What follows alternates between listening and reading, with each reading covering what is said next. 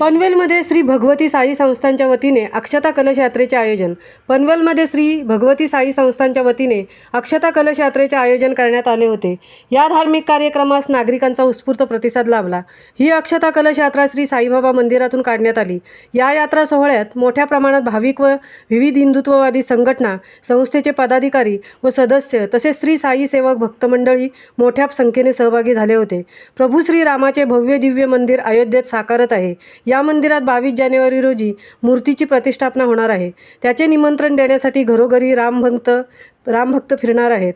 त्याकरता अयोध्येतील आलेल्या अक्षतांच्या कलशाची पनवेलमध्ये मिरवणूक काढण्यात आली. हा सोहळा पनवेल रेल्वे स्थानक, पनवेल बसस्थानक, लाईनाळी, छत्रपती शिवाजी महाराज अश्वारूढ पुतळा सोसायटी मार्गे पुन्हा श्री साईबाबा मंदिर अशी वाजत गाजत श्री रामाच्या गजरात काढण्यात आली.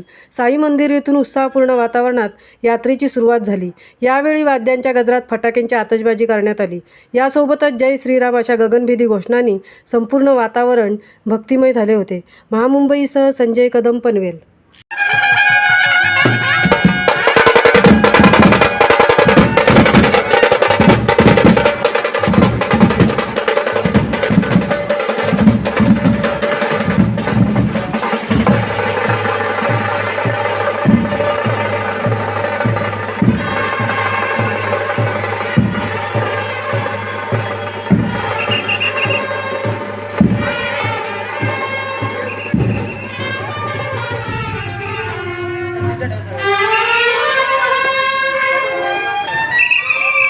सॉरी चलेगा।